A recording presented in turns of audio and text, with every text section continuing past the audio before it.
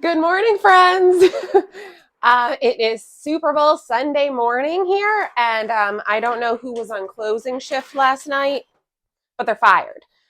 So before I can start prepping for our big spread today and all the fun, I need to clean this mess up. Still have the laptop set up here from our live last night, which was so much fun interacting with all of you. But I have our list up here of things that we're making today. We're doing boneless wings and bone-in wings and bacon wrapped water chestnuts, baby shower meatballs, hot pepper popper dip, caramelized onion dip, guac, pasta salad, buffalo chicken dip, and buns. So there is a lot to prep and a lot to get done. But first, I need to clean up this disaster. Oh, and how cute are these glasses? I found these at the thrift store. The girls are going to love these. They have the little, let me come in close here so you can see. They have all these little like bubbly glass part. Angelina loves glasses that are not shaped right, where they're thinner at the bottom and wider at the top. She has a favorite, in fact, I'm going to show you all. She has a favorite ceramic cup that I'm always terrified that I'm going to break. This thing does not sit right. Found this at a college event where they were selling pottery. But anyway, I digress. We have, like I said, a lot to clean up. So this is behind the scenes. I'm still in my pajamas, and we're going to get it done. And then we are going to start prepping everything for tonight, and I'm going to bring you along for the ride. So thank you all so much for joining us last night. If you didn't see last night's live, be sure to go check it out. It is all about getting to know us and asking us all of your questions. Zachary and I had so much fun. We want to do that like pretty regularly. Maybe we can do it monthly, depending on how many questions we get.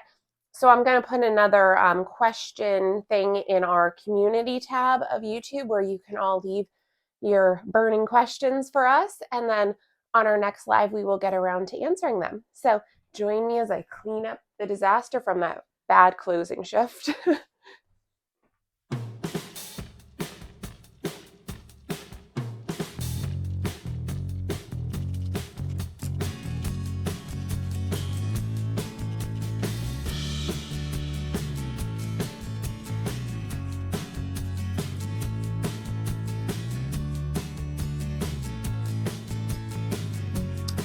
So now that we have a nice clean workspace, the next step for me is going to be getting out all of the things that I'll need for the day. So figuring out how many crock pots I need to pull out, just like getting my game plan together for everything.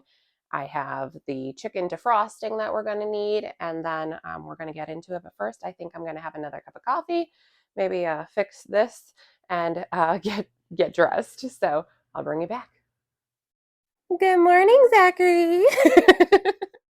So here's our breakdown and our battle plan. We may also have some additions to this when the girls get home. They may decide to make some other things, and they're going to be having some friends over for Super Bowl. So, but this is what we're having: boneless wings, bone-in wings, bacon water chestnuts, baby shower meatballs, hot pepper popper dip, caramelized onion dip, guac pasta salad, buffalo chicken dip, and buns. So I need to go down to the pantry to get some supplies for this. Let's go. I just want to show you this quick. This is a visual representation of some of the jars that we have gone through during the pantry challenge. I think I started placing all of our empties here. Actually, it was towards the end of January, and this shows you what we have been going through. So how quickly you can go through your jars. Quick update on what pantry is looking like. And now let's see if I can remember everything I need from down here in one trip. Doubtful, but we're gonna try. So I definitely am going to need hot sauces. I'm gonna need a few of these for various wing toppings. We might end up opening one of each, depending. I'm gonna grab a hot pepper mustard butter, one of my favorites. I know that I am going to need cowboy candy for our hot pepper popper dip. I apologize if I'm making anyone dizzy with this. So hot pepper popper dip, caramelized onion dip.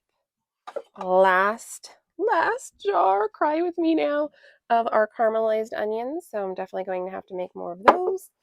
And I need some of our caramelized onion jam also goes in this.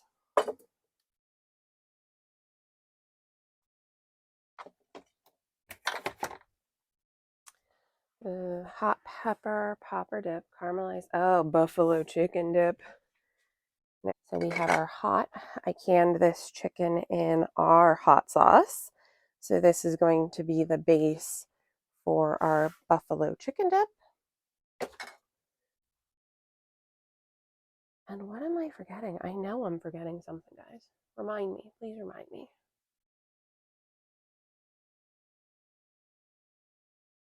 Oh, of course we're gonna need some of these hot cherry pepper poppers.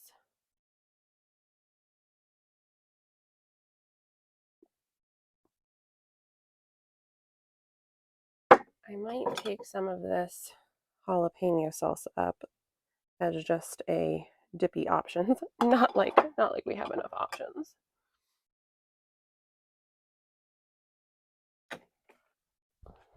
And hot pepper popper dip, caramelized onion dip, buffalo chicken dip, buns. I don't know, guys. I'm sure I'm going to get upstairs and think of something that I forgot down here. But this will suffice for now, and might make a rundown. In case you're wondering what this was, because this was not in the pantry tour. This is turmeric ugly chicken that I canned. This is specifically for the dogs. How nice is that to have it on the shelf? So yeah, let's get back upstairs and start this. And I know I'll be back down here for something, but we got pretty many things to go. So let's go. As I'm walking by it, I see something that I need to grab. This is requested by the girls. A little bit more mild options. I'm going to be using some of these ranch packets today so that you have an idea. I know not everyone has like ranch mix on in bulk, so I'm going to be using these so you can have an actual idea of measurements for those of you that don't do bulk. But if you haven't noticed, I like collecting kitchen pieces, and they come in handy. So these are both thrift finds. This one was a $5.99 find at a local Salvation Army. And this was it's brand new, like the manual is still in there. $6.99 find at the Goodwill. And this was tucked away in my pantry, so I need to wash this up, but we're gonna be using this today.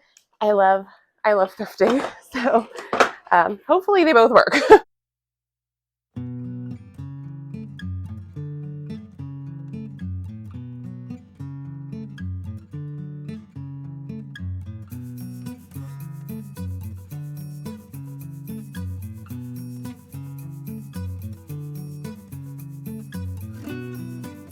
And look at how cool this is. The little vintage crock pot there, it still has the original manual, and I realized I am apparently vintage because this is from the same year I was born. Yep. Here is a prime representation of why I will always say I need a bigger island, and why I want Zachary to make it bigger, which eventually we probably will do. But we have most of our stuff here now. We have for our baby shower meatballs. We have for guac. I'm actually going to put this whole container in the fridge once I mix the guac, so that way it will stay cold. It has this nice little fabric sleeve to it. This is actually a Longenberger item, another thrift find. Then we have for our hot pepper popper dip, our bacon water chestnuts that we're going to bake. We have for our caramelized onion dip, for our pasta salad. I'm using a bigger bowl than I should need because normally I have to upsize my bowl. And we have for our buffalo chicken dip, another thrift find was this Pampered Chef rock crock kit. And then, well, it's time to go back to the basement because I realized all the things that I forgot to get while I'm down there. And this time I'm taking my list with me. So hopefully it'll be the last trip. All right, so sorry if this is loud. I know I need my water chestnuts. And these are such a hit. I am probably going to use all 6 cans of these. So let's see, what else do I need? Bacon water chestnuts. I'm going to grab a big thing of barbecue for that. Our baby shower meatballs. Yes, we need jelly. And that is not something that I use very often. So let's go for good old grape jelly with no high fructose corn syrup. Let's just take 2, just in case.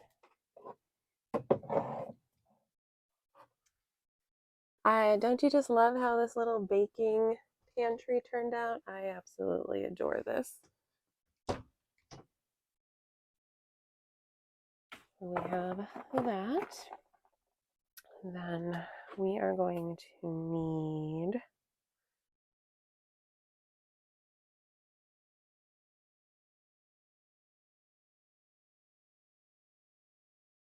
big thing of barbecue, like I said, and stuff for the pasta salad.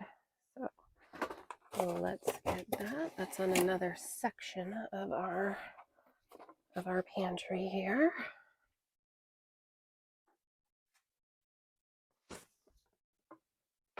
Taking these on a wild ride here, I think. The cabinet of shame. And this is where the cabinet of shame gets to shine. Italian dressing for our pasta salad. Gonna take a thing of olives up because that's always a nice add-on if you like it with your pasta salad. And I think it's time for this is a little dusty, but this bad boy to get to shine for today. Put that back down there. And again, reminder, this is my basement, so things are dusty down here. Pasta salad though, so we need pasta for that.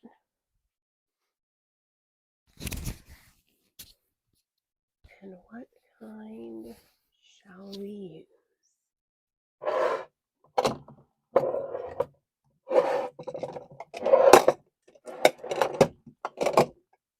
There's the winner. Tricolor rotini. Can never go wrong with that, especially for pasta salad. Now, have I actually remembered everything? Buffalo chicken dip. Of course not. Ranch. We need some good old store-bought ranch.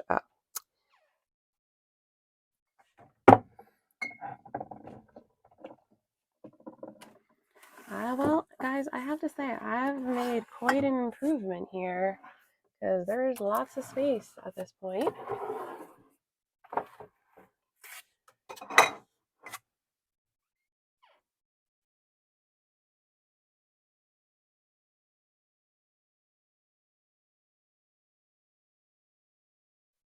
Ranch. Back to work here. So we got to get our pasta in for our pasta salad. So this will have time to cool and chill. And I'm sorry if you can hear that noise in the background, but Zachary is outside doing tire checks on all of the vehicles and making sure that the air is good. So he is running the air compressor.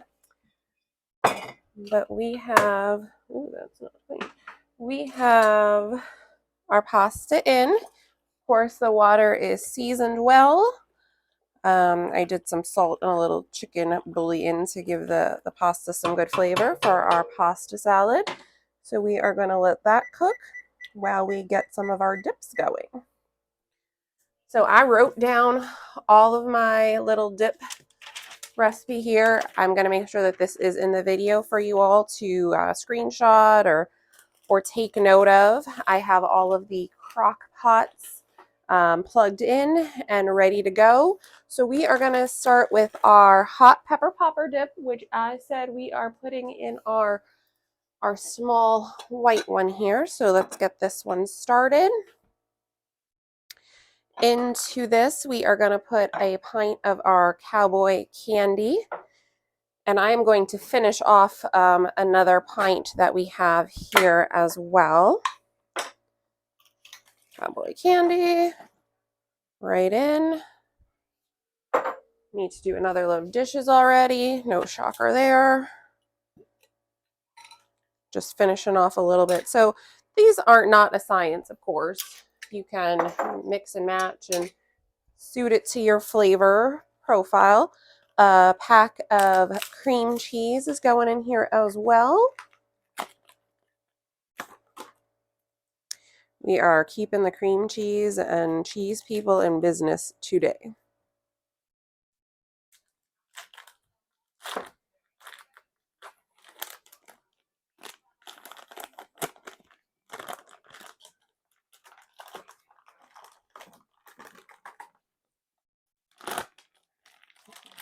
Okay, so in that goes. We are going to do 2 packets of ranch seasoning in here. Whew, I'm going to inhale some ranch today.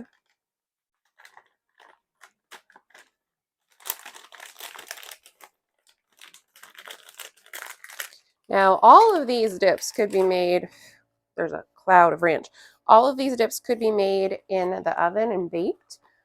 Even like this one, you could serve it cold. You don't even need to bake it, just mix it really well. But for ease of making 50 things and having a spread and not wanting to be stuck in the kitchen the whole time, I'm making these all in the crock pots. So in here, we are also going to put roughly 2 cups of shredded cheese. I like the cheddar. I may run out of space in here. I thought this was going to be a good size, but I don't know. Well, as this cooks down, I may come back and add some more in there. We also need a cup of sour cream. This is a 5-pound tub of sour cream. We ain't messing around today.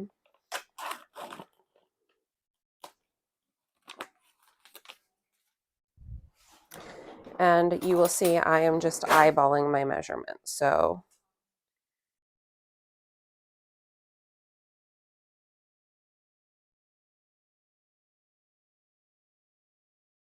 we're going to put that in there. We are also going to put in here a little bit of garlic and onion powder. About a teaspoon each.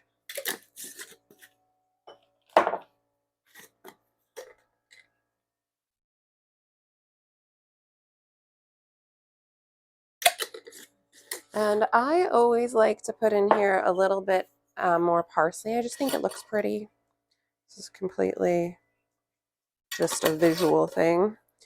So let's make sure I'm following my own recipe. Our cowboy candy, our cream cheese, our cheddar cheese, our sour cream, our ranch, and our garlic powder. Now let's see if I can give this a little mix here so this sour cream doesn't all stick to the lid.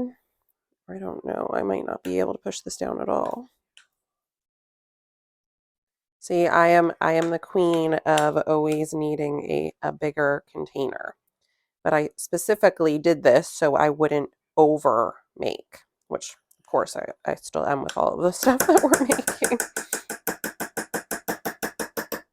Okay, so that's down enough. That's not going to stick to the lid. So we are going to put this in here and on, this is just a 1-setting crock pot. So we're just going to let this cook down. We're looking at like 12:30 right now. So all of these will be good to go and ready for kickoff. Probably a little bit before that.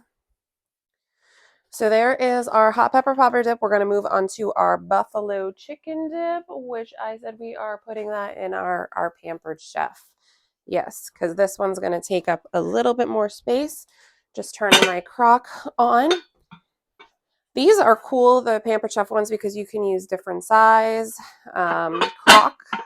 crocks on top of them. This one is a 4-quart, but I refuse to pay full price for anything.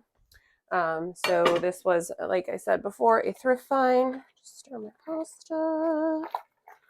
Make sure we're not sticking.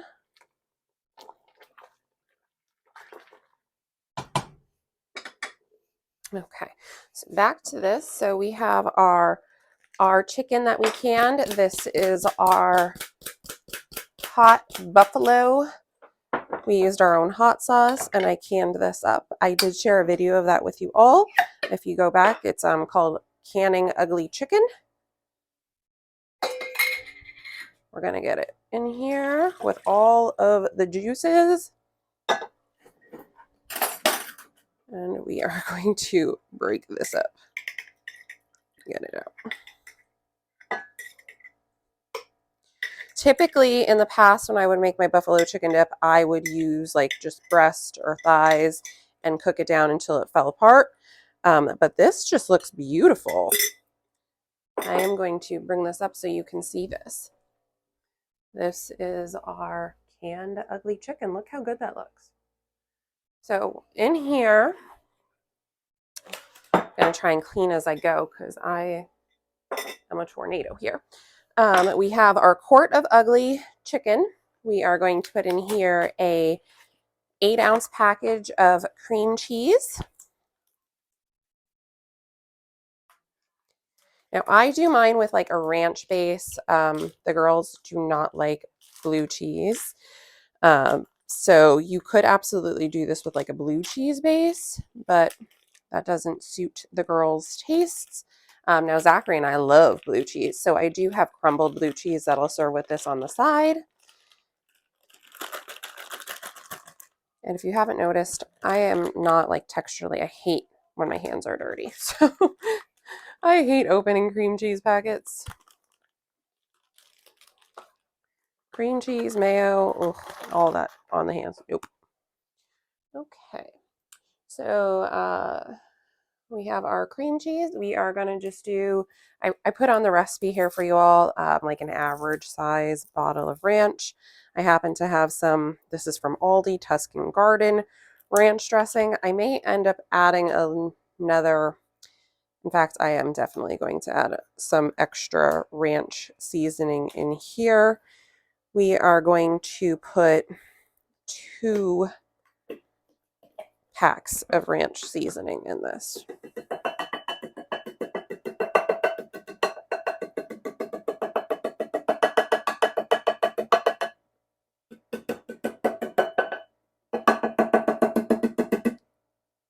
Gonna get the last little bit of ranch out of here.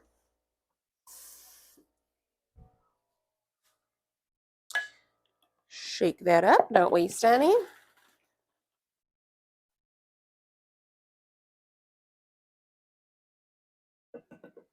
Now you will see all of these. I'm basically just dumping everything into the crock. I'm gonna wait until they warm up a little bit before I really try and mix everything. But let me get this into the trash. Okay. We are then going to, like I said, 2 packs of ranch seasoning in here. Get ready for that ranch cloud again.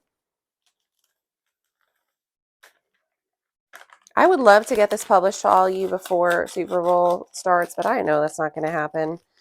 So this will be your inspiration for another get-together or next year's Super Bowl. We are going to put in here about 2 cups of cheddar. I have smaller hands, so I'm going to say that each handful is about a cup. And about 2 tablespoons of dried chives. Go in it.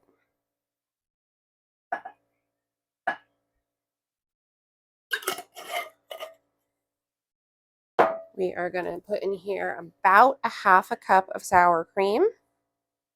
I may end up adding more hot sauce to this, depending on how it is doing or how spicy it is once this is all heated up and combined. There's my timer for our pasta. Just turn that off for a second. We are also going to put in here, I don't have this on the recipe. I don't know. I can't make anything without putting a little bit of onion powder and garlic powder.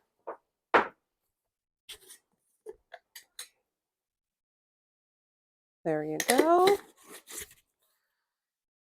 Just going to wipe this little corner so we don't have stuck on sour cream on our lid. And we are going to get this on. Ready to go. Let's get that pasta drained.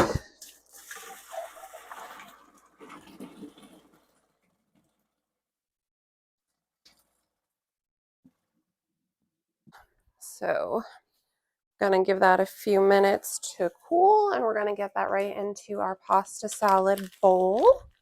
We have one more dip here to get started. That's our caramelized onion dip.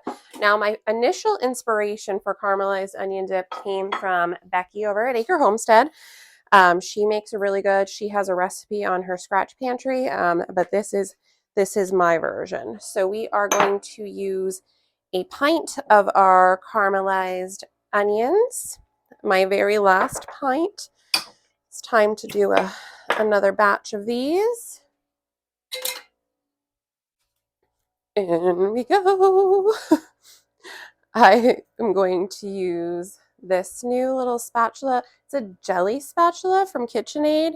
I will try and find a link to this, but this was a very sweet gift that was given to us by friends of ours.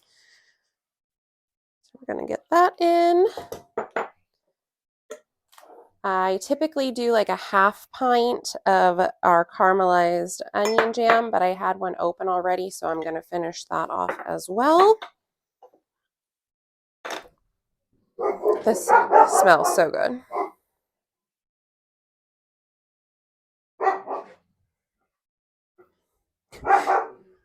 If you watched our live, you heard our dogs barking, and we were like, oh, they're barking at nothing.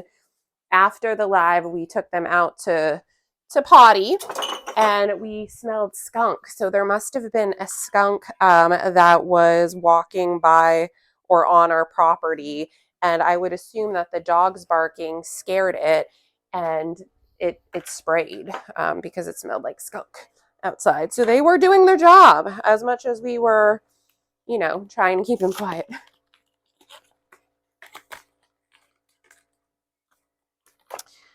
Like all of the rest of our dips, we are putting an 8-ounce pack of cream cheese in here.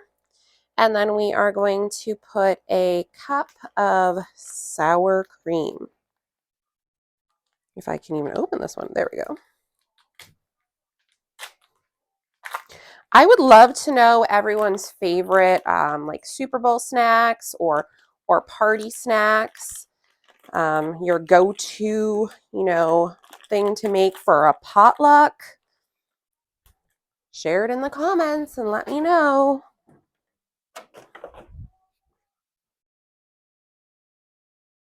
Get our cup of sour cream here.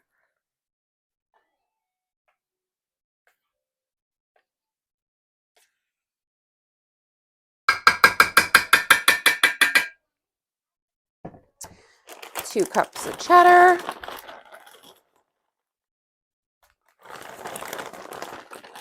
Again, all rough measurements.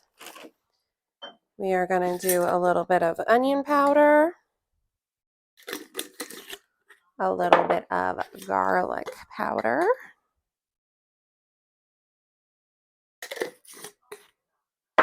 can't resist a little pretty parsley, so we're going to put a little parsley in there, or a lot of parsley, and we need some Worcestershire sauce too.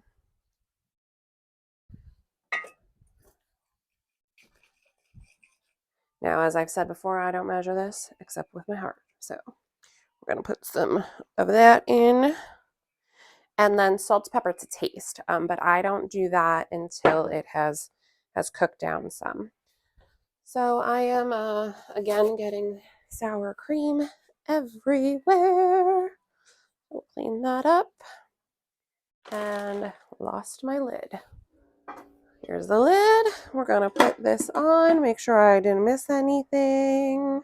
Nope, we're looking good. So on this goes. And we are gonna turn up the heat on here a little bit.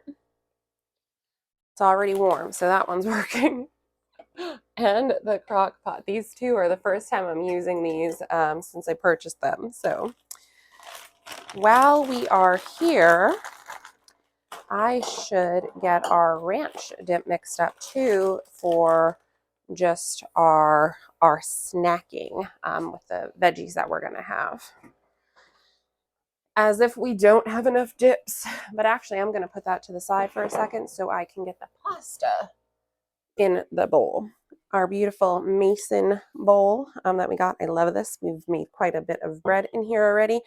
I'm going to get our pasta in and just our Italian dressing mixed in with it for now so that it doesn't stick together. Ooh, I might need a bigger bowl. I grabbed this bowl because I thought it was going to be more than big enough for what we were making, but as usual, it looks like my size judgment there is off. But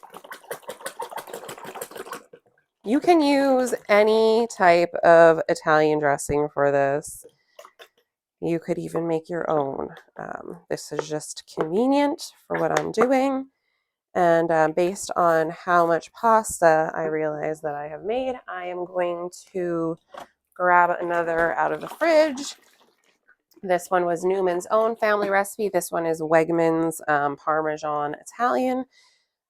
Parmesan in Italian is just always good. So in that goes. We're going to mix this and I'm going to take it out to the garage to let it chill. It's the nice part of having a cold area where you can just set something to chill. You don't have to take up any fridge space.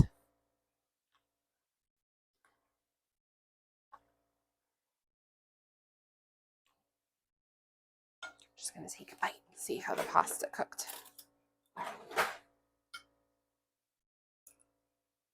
Good.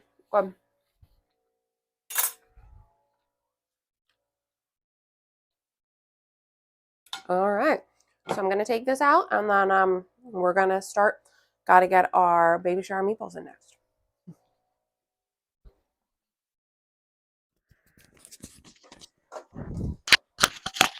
This is a really behind the scenes look. This is an angle that you never get to see. But I have to share my excitement with all of you. I ordered something from Cabela's. This was the cheapest price that I could find. You know that I am very thrifty. Holy moly. It's a 17-inch Lodge cast iron. I saw this on Jameril Stewart of the Large Family Table. I love her videos, and she had this, and I was like, oh, I need that.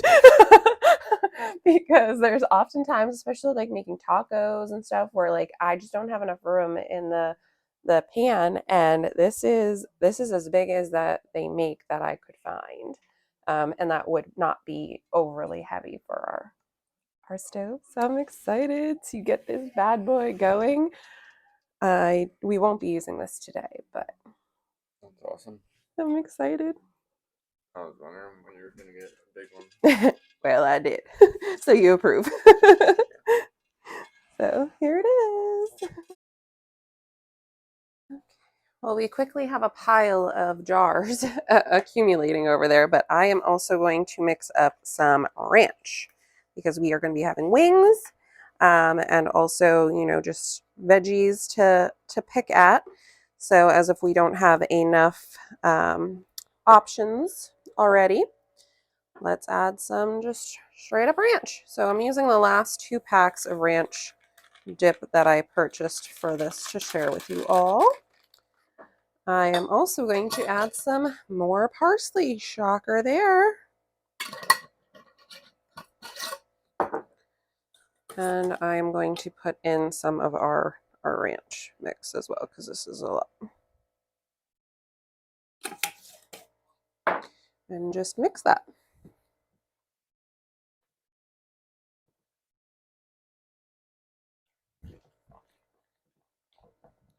My kids used to love, I mean, I had to buy it, I think, I don't know, I wouldn't say weekly, but I had to buy it really regularly, Hidden Valley Ranch. And ever since I started making our own ranch, they are not as fond of any pre-packaged ranch.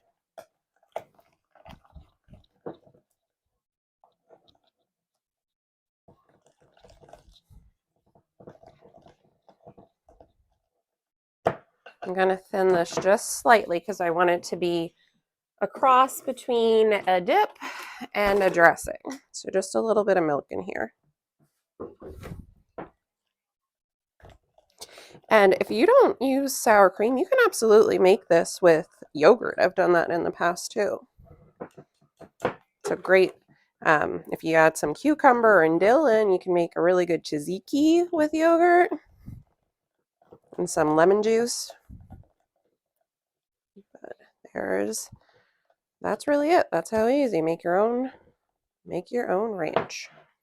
So gonna get that in the fridge to chill. Mix it up a little bit more. This is where you get the mussels. Bring this over here. Now everyone calls these different things. You may have never even had them before. But this is from Aldi. I do a lot of our convenience-y food shopping at Aldi, but they're just original meatballs. Typically when I make meatballs, and I have meatballs in the freezer ready to go, but they are Italian seasoned meatballs. So these are just some original meatballs. And this is about as easy gets. So your meatballs, your grape jelly, I can open it. Right in it goes.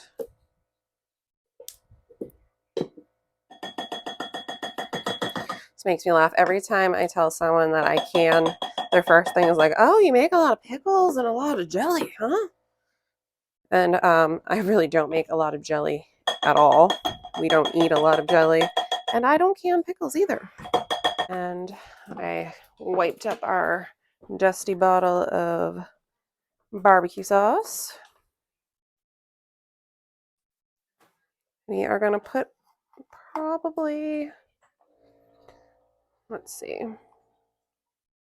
I'd say it's about 2 cups. Woo, maybe a little more of barbecue in there. So we have our jelly and we have our barbecue, and this is going right in the crock. And this mom is going to take a break to have a quick bite to eat, and I will bring you back for the next step of cutting up all the veggies for the pasta salad. All right, well, I gave myself enough time to have a quick snack and put another load of dishes in, because we're going to keep up with that today, because there's going to be lots of dishes that are made.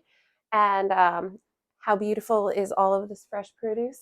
This is what I have missed the most with the Pantry Challenge. We consume a lot of fresh produce. So today, this is obviously outside of the Pantry Challenge, even though we've pulled a lot from our pantry. But I am going to get all of these vegetables cut up for our pasta salad, as well as just like our veggie board that we're going to have. And I'm going to bring you along with, as usual.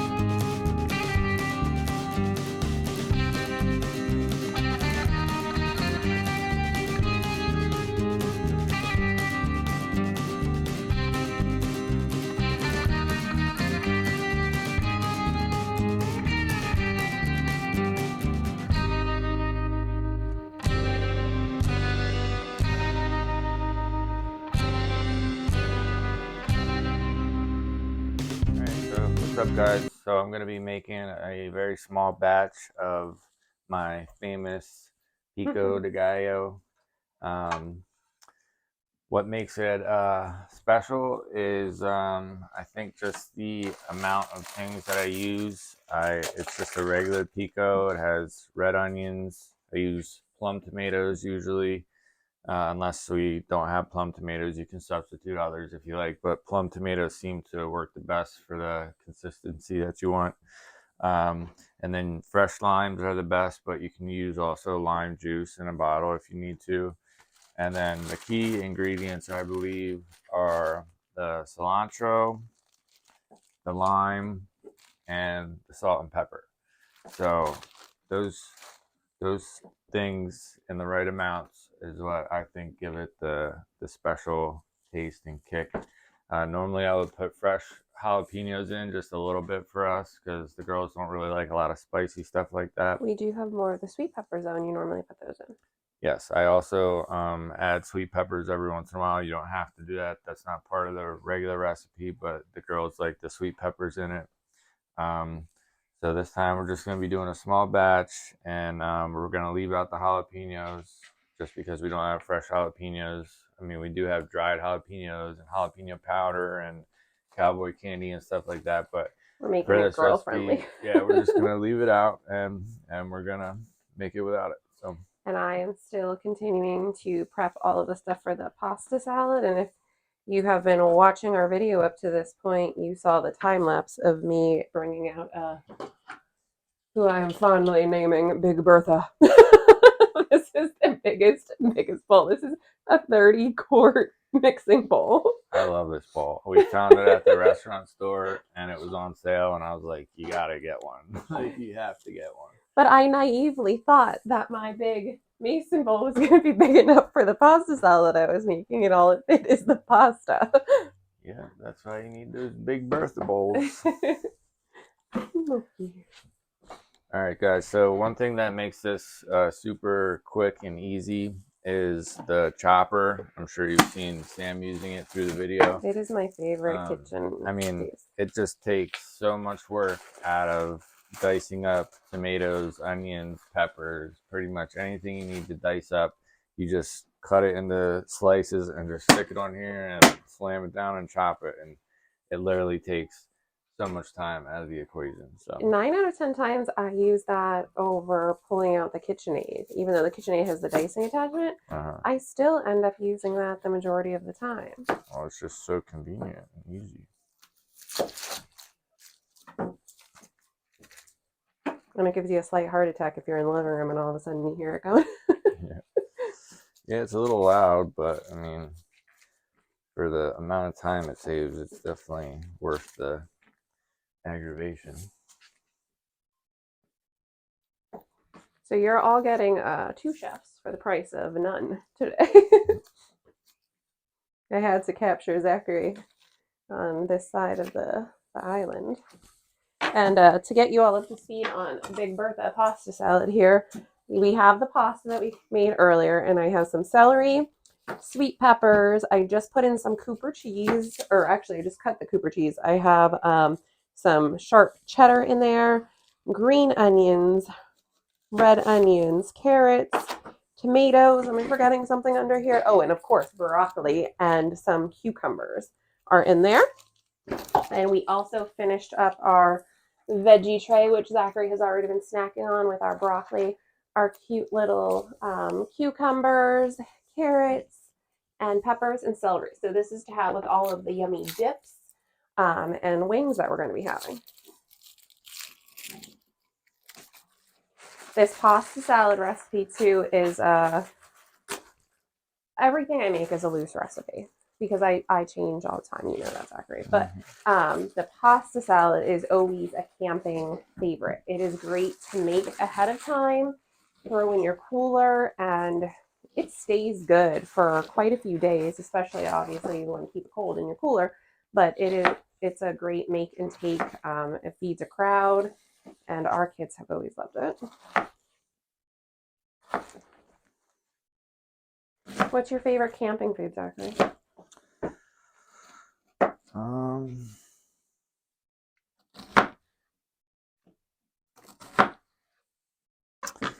Trying to think. I really like the chicken fajitas. Oh, chicken fajitas, yes. We make those every time. Yeah, but I also like just when we do like hamburgers and hot dogs. Free for all. For camping at hamburgers and hot dogs, you can't go wrong with that. Yeah, there is nothing like a burnt hot dog over the fire. Yep, it's gotta be nice and crispy. It's gotta be a ripper. That's the only time I really like having a hot dog is when we're camping with mustard.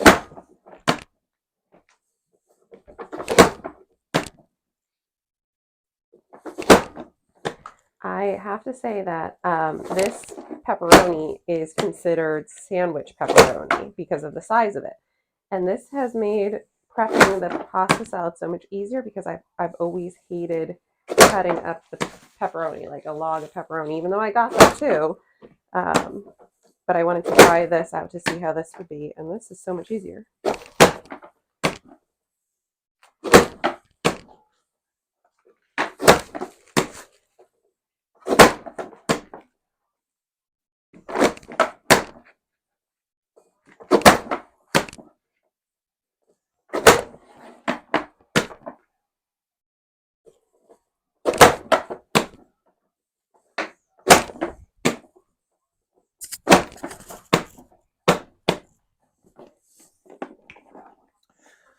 So the other thing, guys, I don't really follow a recipe when I make pico as far as like amounts.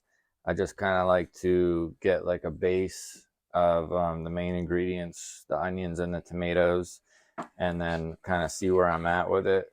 But I think I would say I do a pretty good even mix of the both. If anything, maybe just a little bit onion heavy. And that kind of just keeps the crunch, crunch, and the kind of wetness down. Sometimes it can be real wet and juicy from the too many tomatoes. So if anything, I do probably a little bit heavy on the onion. I think any paste tomato would be good for the pico. Yeah, I'd say so. I mean, you just want a tomato that's not super watery. You want the kind of meaty tomato. Even the stuffing tomato, like the get stuffed tomato that we grew, that'd be a good one. Yeah, anything with a decent amount of meat and I'd say maybe to describe it, lower water content.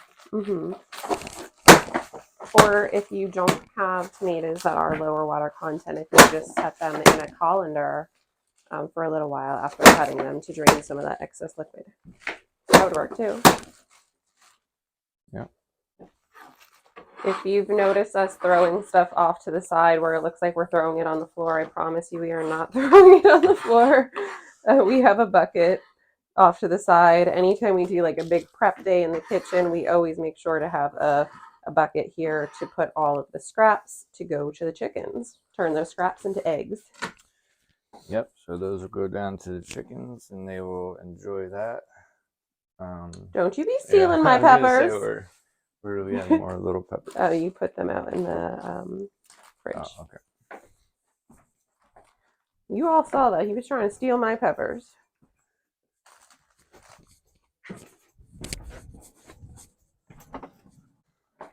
So this part here, I am just dicing up some hard salami. And the cheapest way to buy like deli meats, salami, pepperoni, all of that is to actually buy it straight from the deli. Don't get the stuff that's pre-packaged or pre-sliced for you because you always spend so much more money. That'll be enough, right? Yes.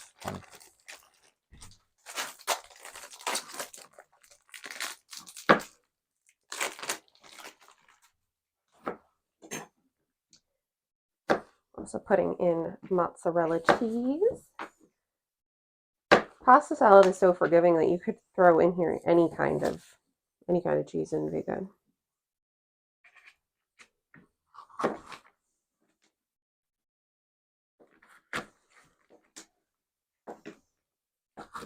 So who did you wake up deciding you're rooting for today? I don't know. I mean, I'm gonna be kind of neutral, I think, but I don't know. I won't know until they start playing. I should have had like the double jersey, like the mom of the two players that are on the separate teams. So I think she's that's got so a cool. son on each team. So I heard she made a specific jersey that's half and half. Can you imagine not only having one but two children who get into the NFL and then having them play each other in the Super Bowl? That's like the ultimate sibling rivalry. Yeah. There's going to be smack talk over this game for the rest of their lives. Yep. So adding these peppers, guys, not only gives it that extra good crunch and sweet flavor, but if you have the different colored peppers, it also adds a new flair to the pico, as if the pico wasn't colorful enough. But you start adding the yellow, orange, and red peppers, then it starts to look really cool.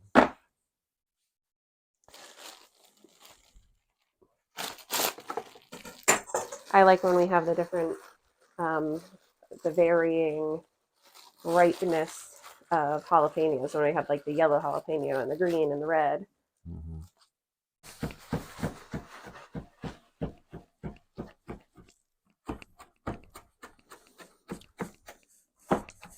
This here is when you can tell that Zachary was a chef and I am not, because he chops so nicely and my knife smells horrible. Just love the smell of cilantro when you start cutting it up. One of my favorite smells. I feel like that with basil. Basil just smells so nice.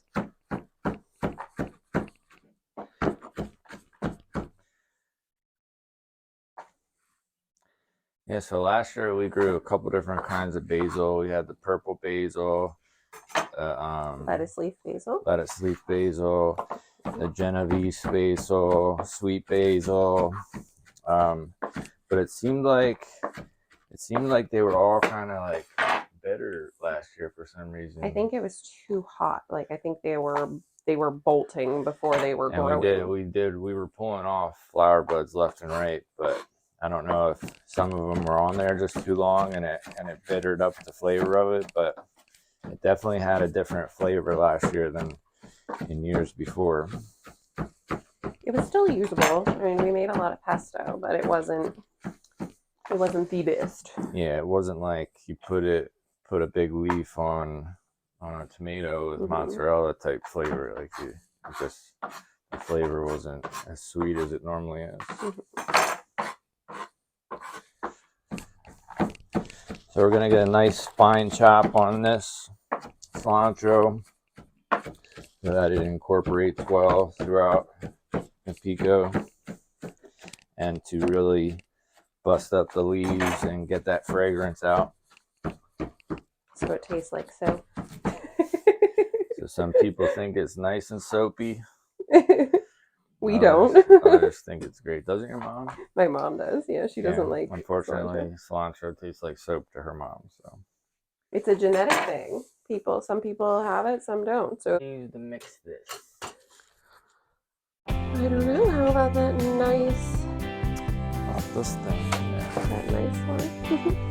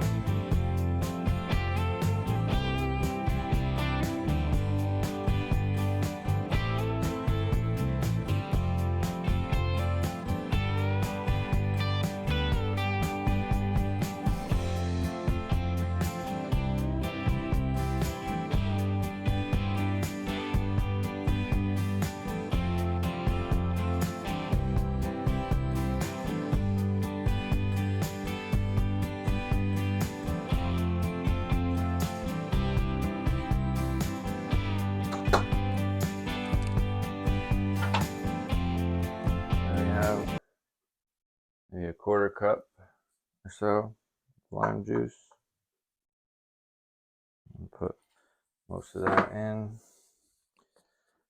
Also have the pulp of the limes in there.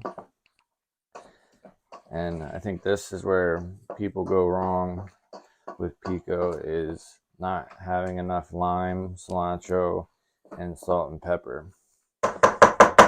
You want that salt to be like you're taking a shot of tequila.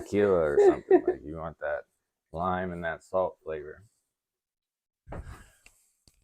So we have pink Himalayan sea salt.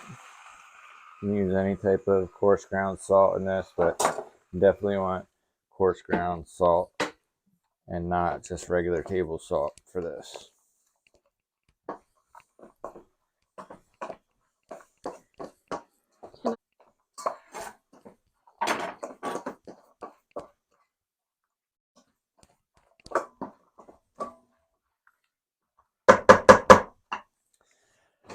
We're going to taste it, see where the flavor profile is.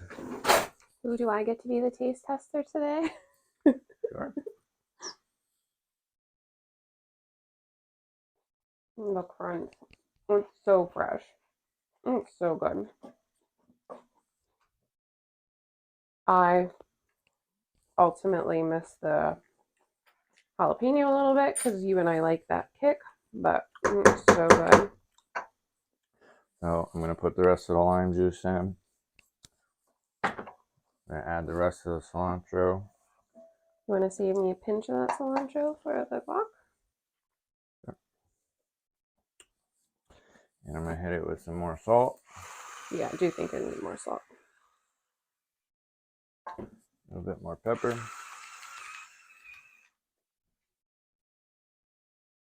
Don't you normally put some garlic in there too? Yes, since you always ask for it, but normally I don't put garlic in it, like back in the day when I used to make it, but Sam has always asked me to put some minced garlic in it, so it does just bring a little bit more of a flavor profile to it, so you can add some.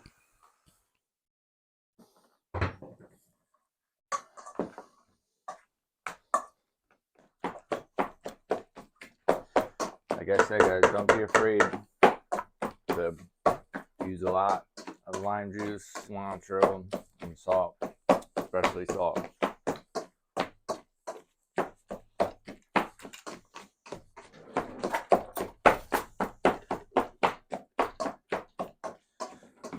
Big chunk of garlic.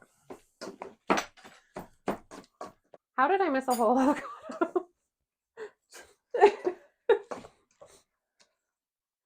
Ay, ay, ay. I think you hit it on me.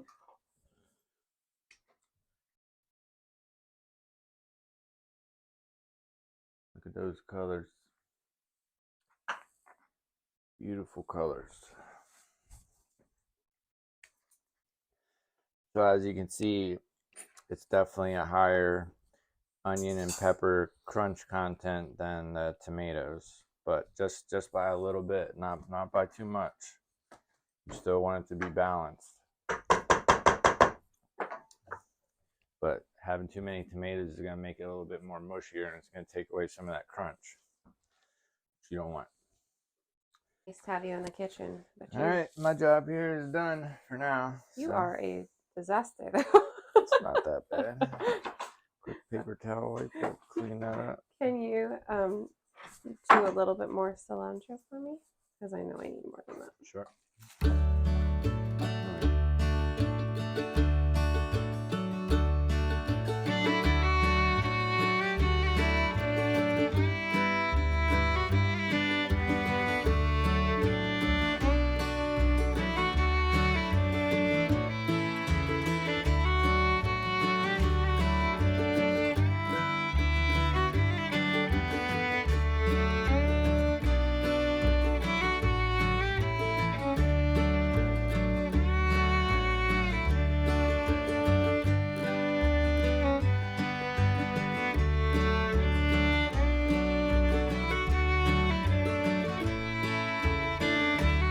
So now we're gonna get our guac mixed up real good. We have some of the cilantro that Zachary so nicely diced and minced for me.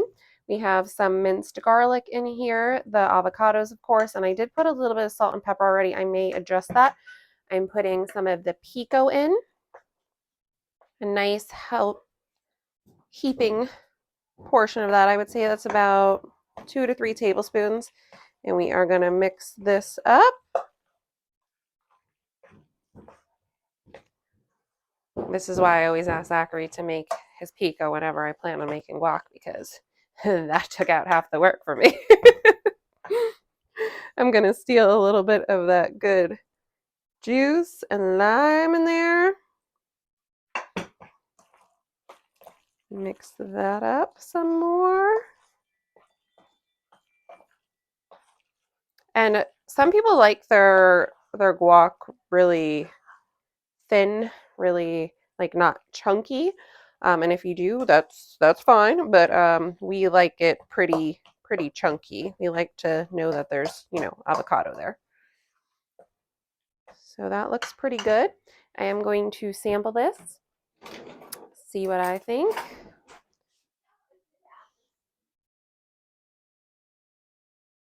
It's good. But I do think it needs a little bit more salt and pepper.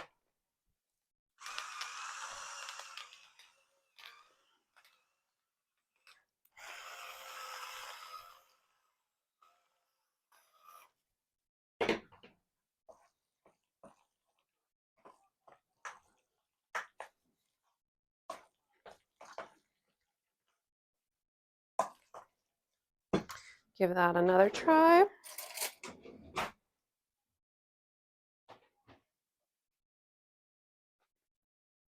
That's perfect. Perfect. Yum. So now I have our bowl that I said we were going to use for this. I pre-chilled it. So this is going to go right in here. And then I am going to put this back in the fridge. But the key to making your guac ahead of time and not having it turn brown that no one wants to eat it is to put some saran wrap on the top. You want to seal it off from the air. See how beautiful that looks? And we are going to put a little bit of saran wrap right against it, not across the top, right against the guac itself.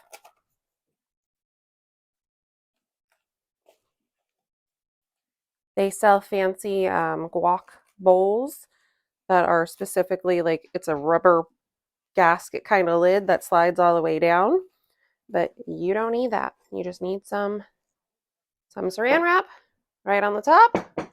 Put the lid back on. Got some on me. Put the lid back on, and we're going to put this back in the fridge to stay nice and cold. And now I can put Zach's beautiful pico in a container as well.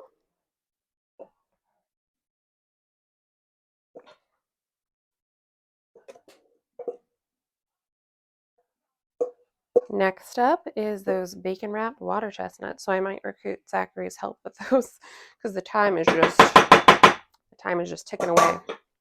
So there's that, and that's going to go out in the fridge. Oh, we do have to finish up our pasta salad. Thank you.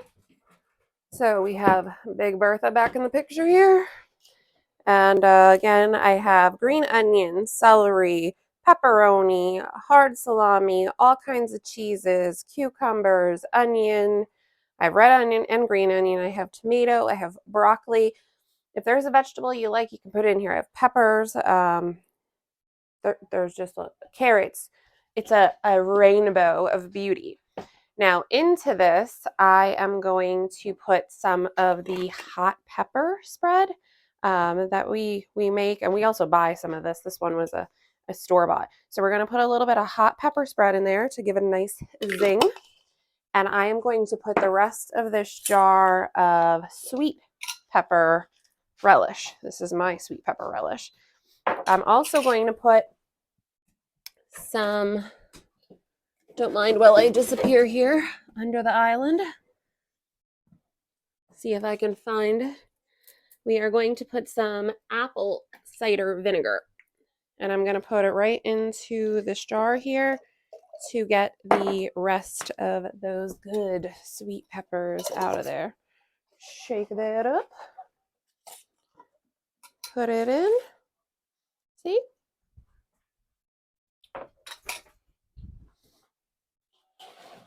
I have quite a bit of Italian seasoning here that I crushed to activate all of that good flavor. That's going in also. Pasta, and we may adjust. I can tell there's a cloud of Italian seasoning that is just inhaled. We are definitely going to need some more olive oil. So I'm going to put a nice healthy drizzle of olive oil on top of there. I'm going to give this a little mix. If I don't die first, I'm going to give this a little mix. Note to self, don't do that again. A little mix here before we put the pasta in. I just love making this and how pretty it looks.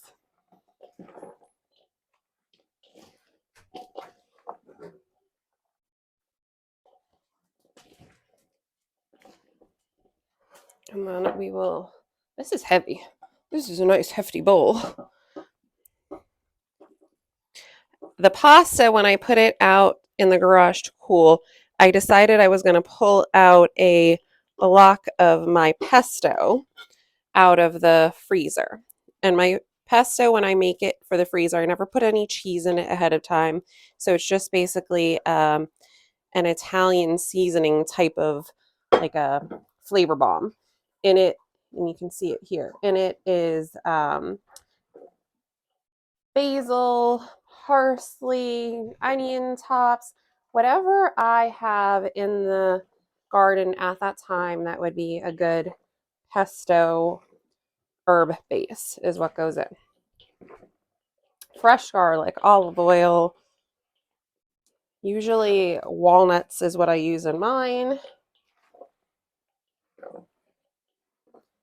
And look at how delicious this looks.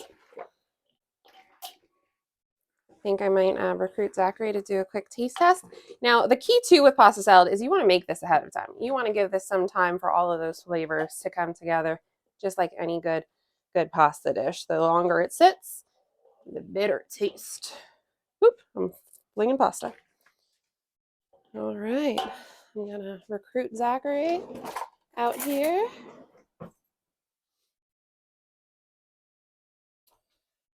It's hard to get a little bit of everything. You need a bigger fork? How about? Where's it? You need a big spoon?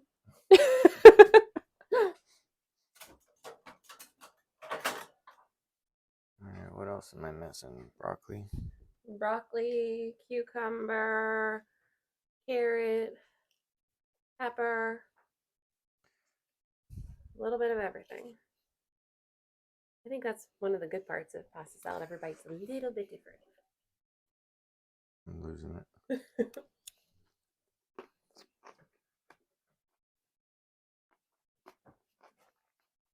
Does it need anything?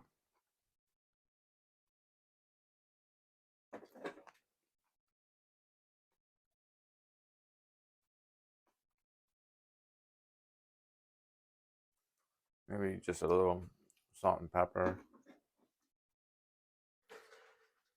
We'll do another little circle here.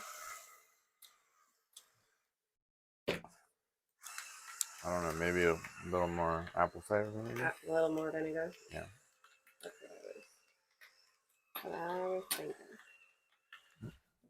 Oh, I didn't put my jar in that sink, so I can use that to measure.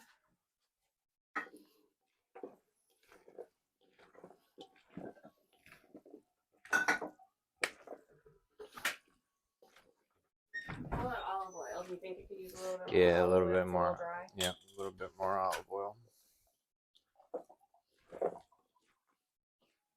That looks good. Mm-hmm. Drizzle that over. You can be my muscle.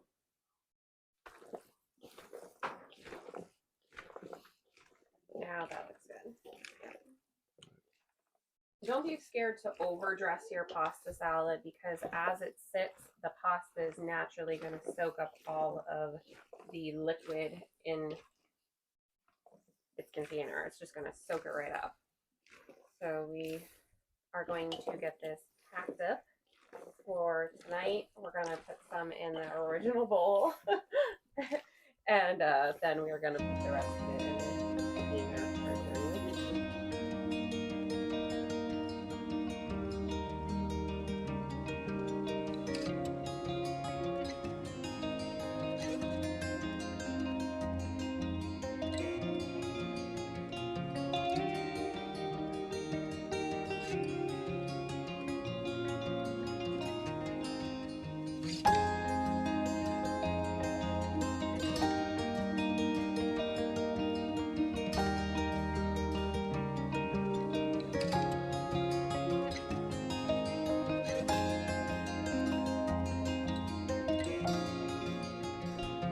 All right, guys, we had to put you on time lapse for a little because the house kind of went a little crazy. Everyone was here, everything was going on. So right now we are working on our bacon wrapped water chestnuts. Zachary has sliced all of the water chestnuts and we are wrapping them in bacon.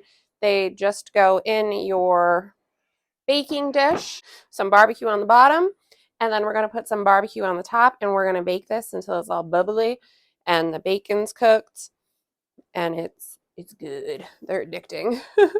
But we have a lot to roll yet, and we might be running out of bacon. Yep, I think we got too many water chestnuts and not enough bacon. Well, you know what? The water chestnuts are good just by themselves too. So we can always throw some of those in, especially like on this first layer. Or we can always defrost some more bacon.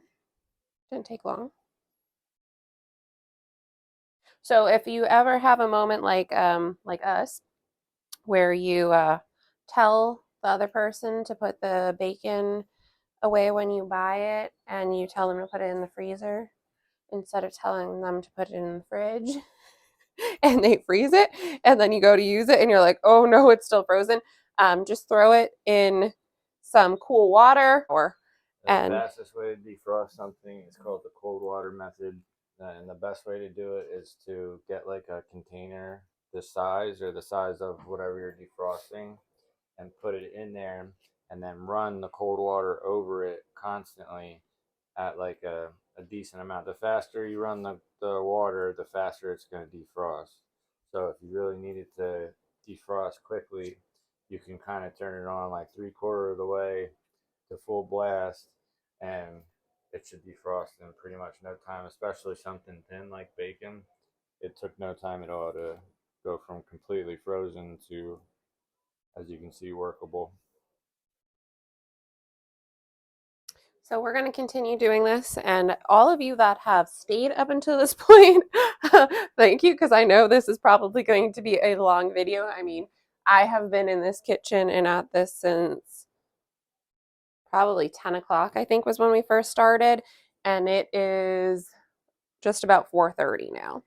So thanks for sticking with us, guys, and I'll be sure to give you the reveal of everything as well. We still have some wing sauces to make, the wings themselves to make. I have some adjustments to make to the dips, and show you an update on those as well, so stay tuned.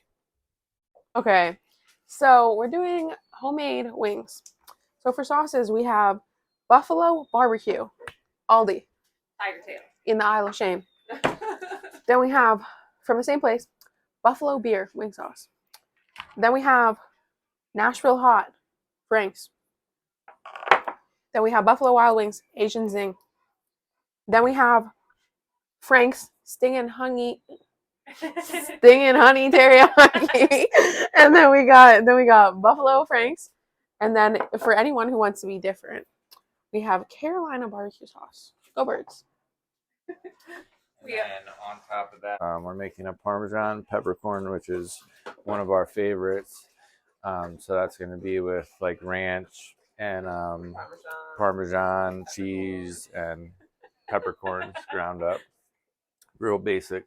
But then we're making a special sauce. It's called Blue Moon Wing Sauce, and it's from a not so local anymore, but a bar that I used to live local to used to make a wing sauce that was made out of Blue Moon beer, and I believe it was Frank's Red Hot. So the base is like Frank's Red Hot, about a stick of butter, melted butter, lots of garlic, and Blue Moon beer. So I'm gonna go ahead and make that starting now. That's buffalo beer sauce. It could be the same. I mean, never know. Never know, but we always have our hot sauce too. But the key to making a wing sauce, you need what in it? Melted butter. You need butter, so it sticks to the wings. Right. And while Zachary is doing his sauce, I'm going to be in the background getting together the coating, the breading for the boneless wings. And I will be sure to have this recipe in the description for everyone because this is my recipe. I'm also going to make a creamy blue cheese hot sauce.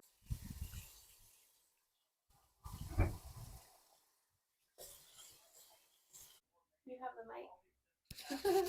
You can just stand by me. So we have our Eagles green frosting for our cinnamon buns that are in. Thought we'd be a little festive. Looks really good. Yeah, go Eagles. Okay, so I'm going to start making the Blue Moon wing sauce. So I have about maybe 3 or 4 tablespoons of garlic. Basically, I'm going to be doing the garlic to taste, and I don't have a recipe for this. I made it once before, and it was perfect. It was exactly the same as I remembered it being, and I don't think I wrote it down. And I'm probably not going to remember to write it down this time, but at least I'll have it on video to reference. But we have 1 melted stick of butter, about 3 tablespoons of minced garlic. So I'm going to combine that and mix that up a little bit. I'm going to take my Frank's Red Hot. I guess I'll use measuring cups just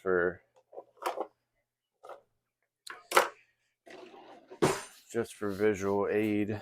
So I'm going to start with a 1/2 cup of the Frank's Red Hot.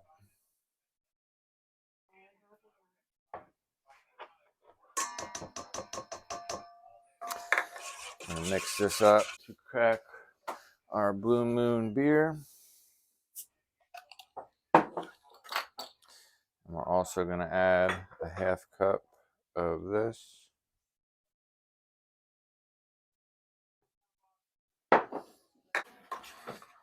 And it started off a little bit, it looked too watery when I first put it in, but it looks like the butter is coagulating now. Okay, so we're going to heat that back up, get it melted again, and we're going to work it from there.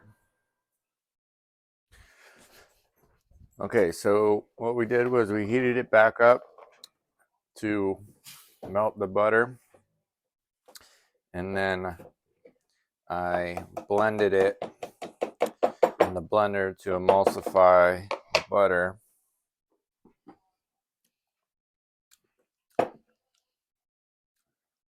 That's good. That is real good.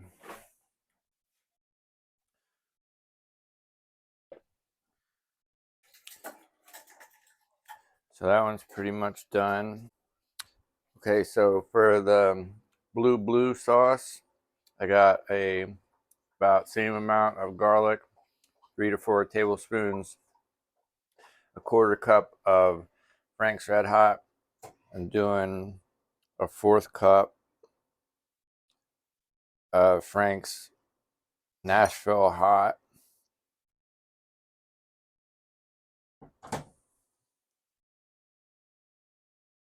And this one is a little bit thicker, and it's a little bit spicier than the regular Frank's Red Hot. So we're going to mix those things together. Okay, so we're going to add the butter slowly. Try to mix it in a little bit better as we add it. Okay, now we're going to take a quarter cup of our Blue Moon beer. Slightly less than a quarter cup. We're going to try to mix that in without cooling down the butter and causing it to coagulate. All right, so we did a much better job at keeping everything combined that time. I think the key is to be whisking it as you're adding the colder ingredients so that the butter is still evenly distributed and doesn't coagulate into chunks as you're mixing. So we're going to quickly make our Parmesan peppercorn. So the base of it is just ranch. So I got about, say, not quite a cup of ranch. Sam asked for it to be a little garlicky, so we're taking our garlic confit that Sam made, and I'm basically mincing that into a paste-like substance. So we're going to start with about half of that to see how that. Start with a half cup of Parmesan cheese.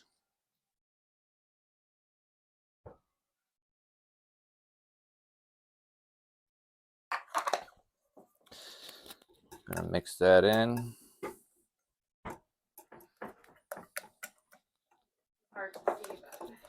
The bacon wrapped water chestnuts and all of that barbecue put down.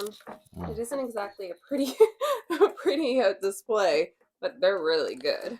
Looks good. I'm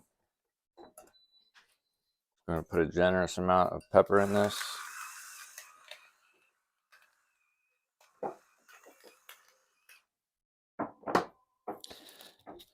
Mix that up, see what it looks like. I just want to tell you all that Zachary has spent just about the majority of the day in the kitchen with me, and I'm so thankful that he has been here to help and chop and do all the things. And now he's making all of his own sauces, so he well exceeded my expectations. Thank you. Love it. Let's see what this tastes like.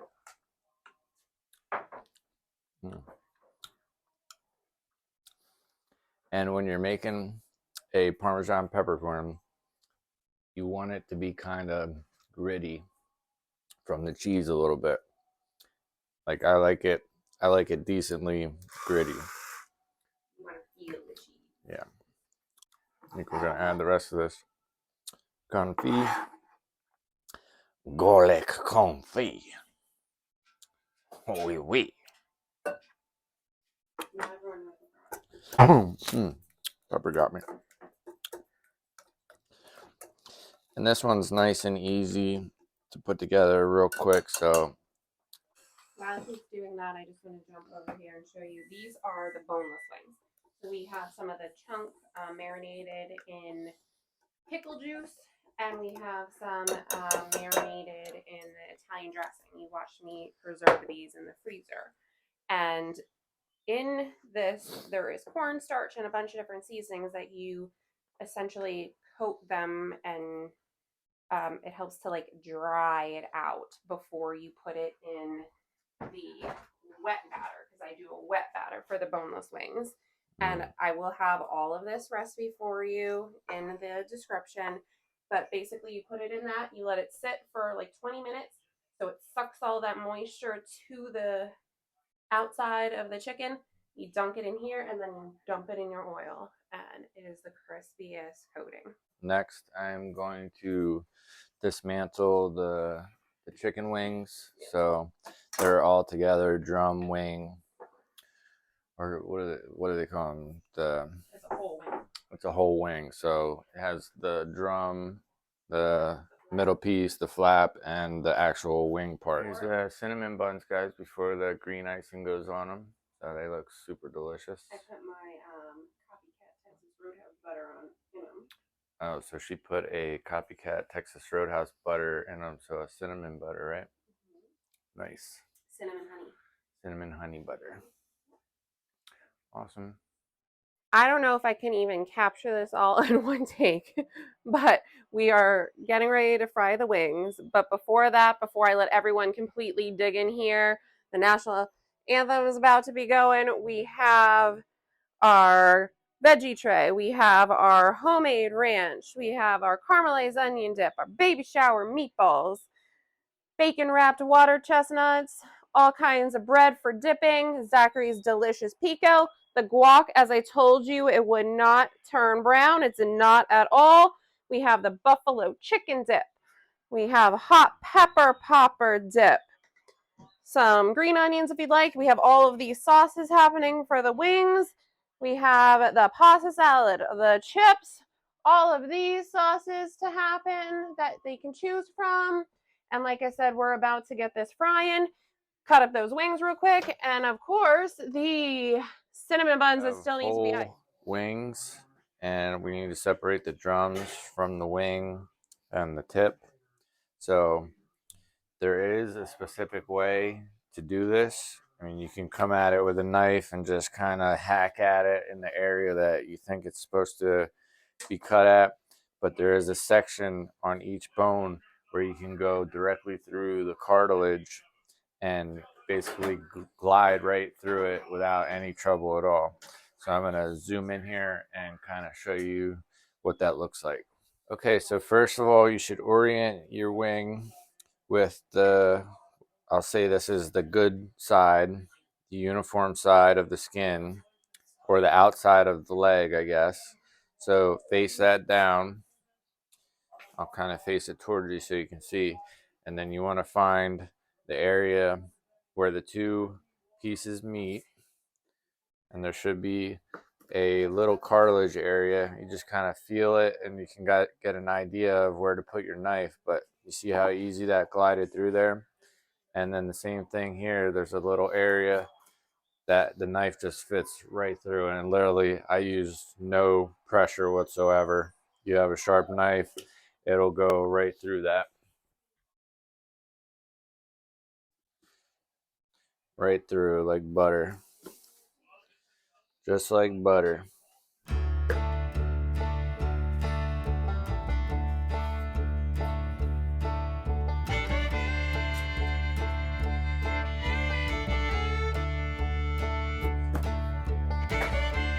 Butter.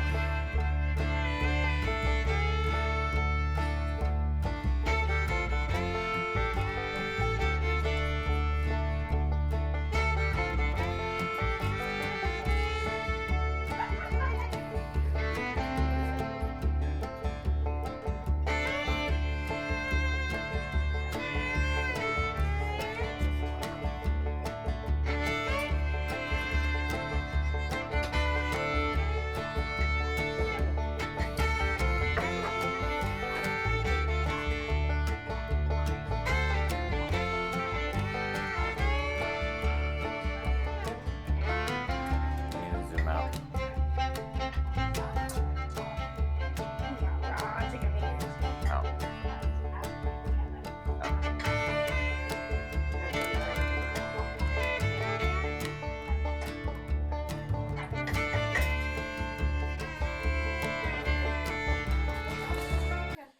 All right, guys, so I hope that kind of helped you get an idea of how to cut chicken wings.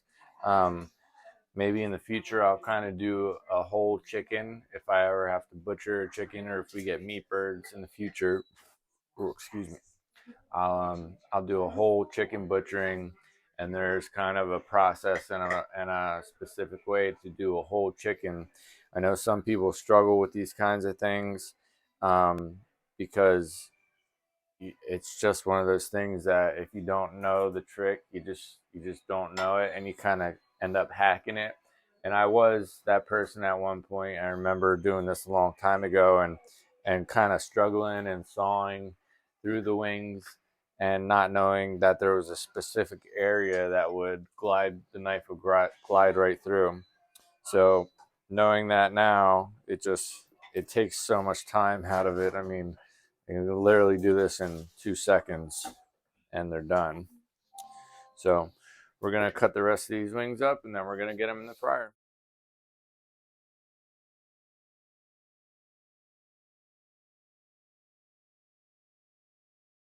So the wing tips, we're not going to throw these away. We're going to save these for Sam to make some stock or some bone broth type of material out of.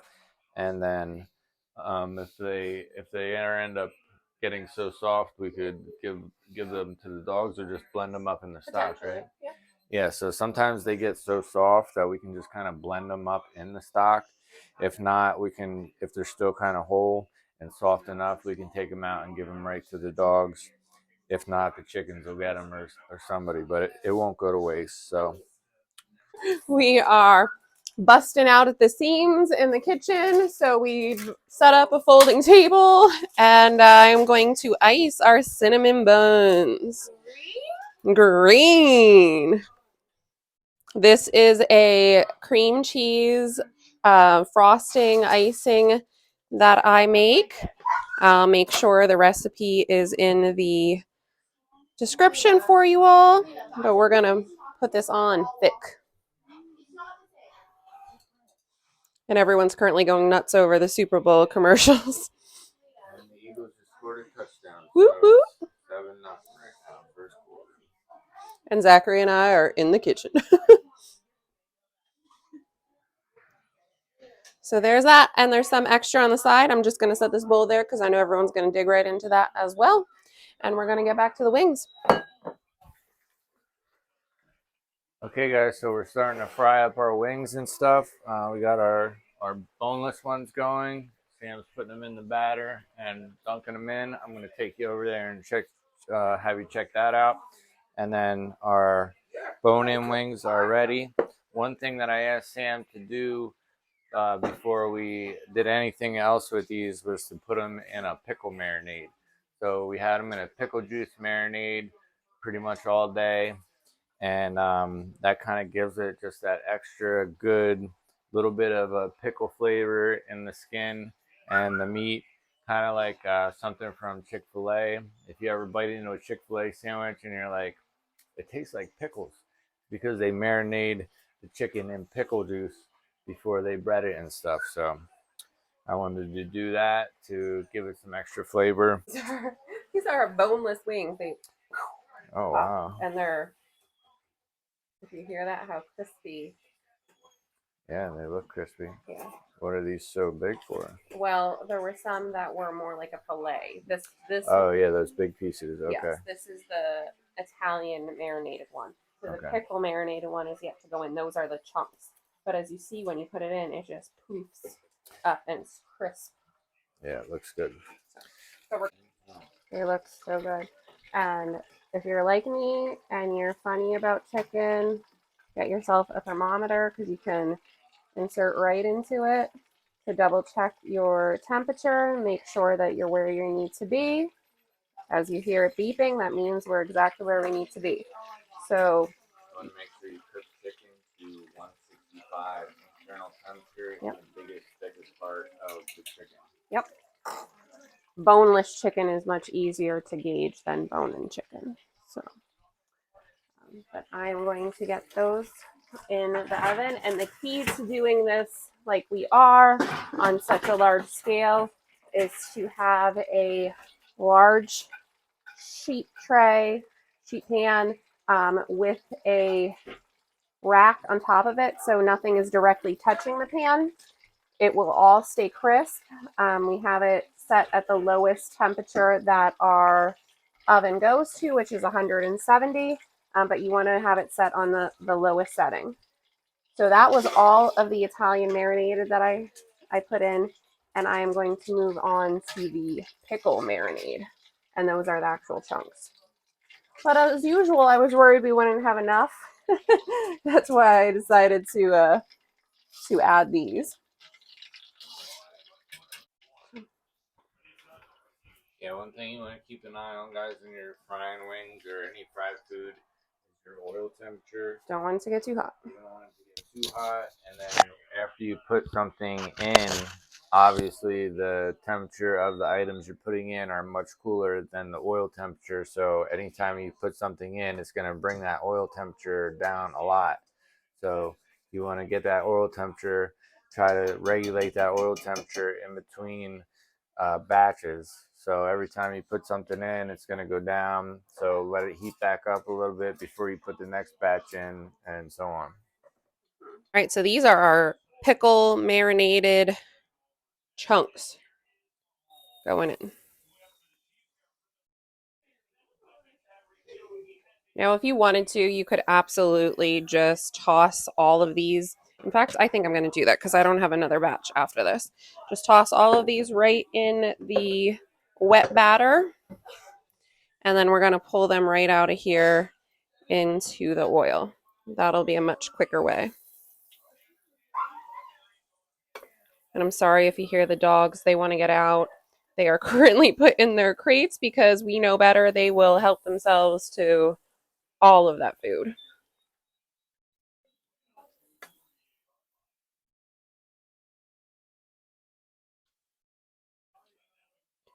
We have a living room full of people enjoying the Super Bowl. So we have lots going on tonight. But I thank you all for sticking in there and watching this video because I know it's a long one, but I hope that we shared a lot of useful information with you of how we cook things, what we do, and of course, always all of the love that takes place in our house. That's the special ingredient.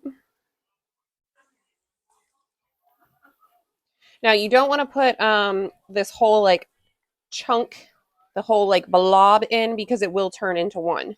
You want to carefully, slowly drop each one in.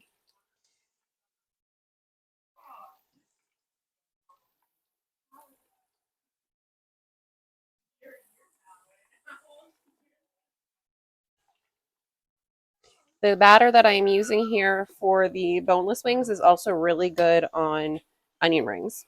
And if I would have thought ahead, I should have made some onion rings as well, but I think we have more than enough food at this point. So these are frying up real nice.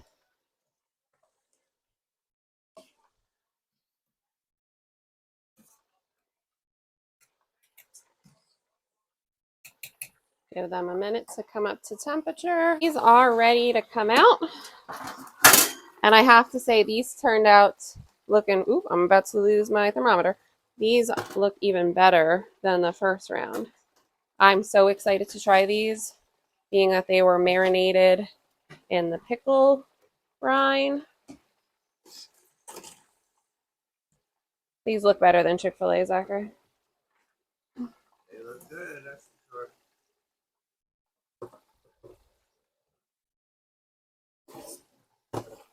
I like all of the little cracklings of batter, all the little crunchies.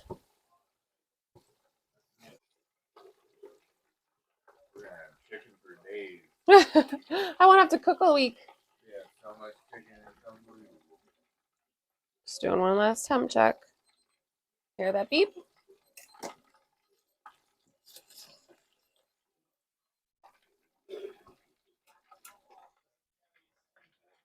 There's that batch. That was awesome. Okay, guys, so our oil is back up to temp, about 350 degrees. You want it to be between 350, 375, not over 400 for wings. So we're gonna drop in our bone-in wings and get those frying up.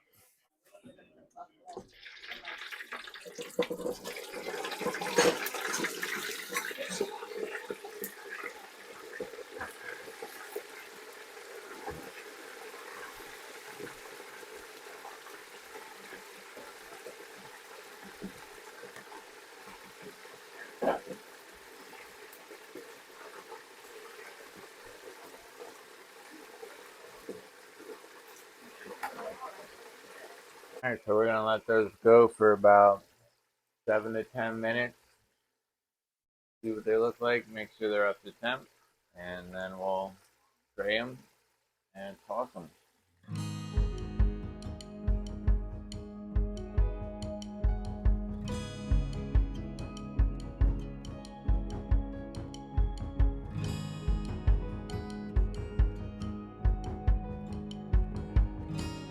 our wings are now floating. So once they're floating, they're probably at safe eating temp. But what a lot of places I find don't do is leave them in long enough past this point, and they're like soggy and mushy and just kind of gross. I can't stand a wing that is like soggy and not crispy on the outside. It's got to be done, and it's got to be done like well for me to like it, and for I think a lot of people like their wings well done. They don't want a mushy inside or a mushy skin or anything like that. So after they're done and coming up to temp, which they definitely are,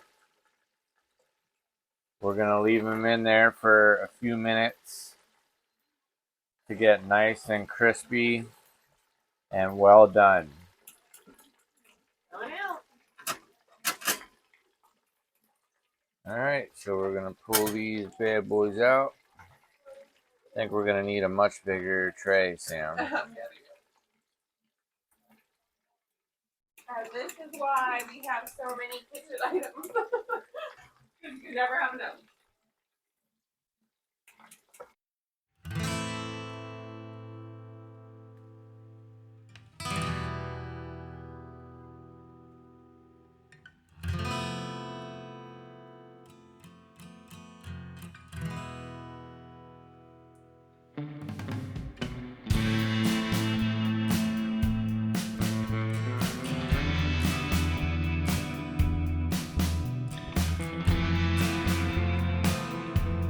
All right, guys, so here they are. So good. Nice and crispy, still soft on the inside.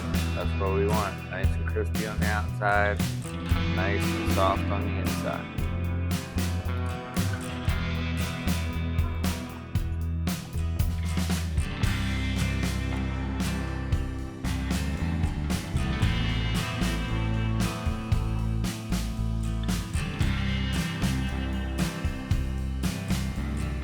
That's good. All right, so we're gonna do a quick taste test on Sam's pickle batter wings, right? Well, they were marinated in pickle brine, and then the batter is just my classic batter. So these were marinated in pickle brine first before they got any kind of batter on them. So we'll try it in our blue sauce here. Mm. Flip it around. Try it in our other Parmesan peppercorn. Mm. Mm. Mm. That is good. That is really good. I mean, that's like the best boneless wing I've ever had. He doesn't even like boneless wings normally. That is delicious. Yeah. Good job. Thank you. Well, guys, happy Super Bowl night to all of you. I hope you had fun hanging out with us all day. We have so much food here to chow down on, and everyone is already on like second and third helpings and about to have some wings. So, as always, thank you. We will see you next time, and I might just put in here a little time lapse of everyone's sauce and their wings. We'll see. Yep. Thank you so much, guys, for watching. We'll catch you on the next one. See you guys.